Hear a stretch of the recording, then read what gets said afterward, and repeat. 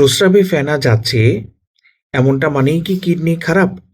বা কিভাবে বুঝবেন যে কিডনির সমস্যা হচ্ছে কিনা? এমনটা হতে পারে কখনো, কখনো যে বিশেষ করে সকালবেলা ঘুম থেকে ওঠার পরে প্রস্রাবে ফেনা যাচ্ছে।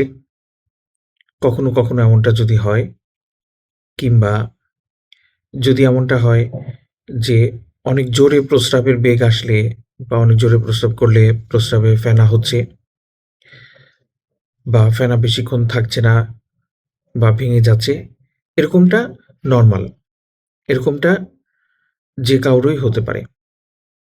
কিন্তু যদি দেখা গেল যে রেগুলার প্রস্রাবে ফেনা হচ্ছে, ফেনা অনেকক্ষণ থাকছে, সহজে ভাঙছে না, কিংবা সাথে দেখা গেল যে মুখ কিংবা পায়ের পাতা ফুলে যাচ্ছে, এরকম যদি হয়, অথবা যদি দেখা গেল এগুলোর সাথে ডায়াবেটিস আছে, উচ্চ রক্তচাপ আছে, হুম? এরকম যদি হয়, তাহলে অবশ্যই ইভালুয়েট করে দেখতে হবে যে কিডনি ফাংশন নরমাল আছে কিনা।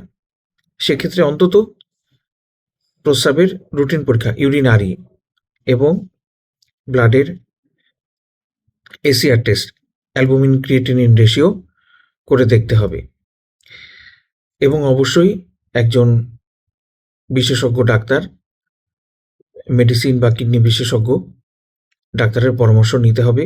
কারণ শুরুতেই যদি কিডনির অসুখ লাগাম টানা যায়, তাহলে এটা ধীরে, ধীরে আরও খারাপ হওয়া বা ডায়ালাইসিসে যাওয়া, এরকম পর্যায়ে ঠেকানো যাবে বা বিলম্বিত করা যাবে। অর্থাৎ অনেক বিপদ এড়ানো যাবে। ধন্যবাদ।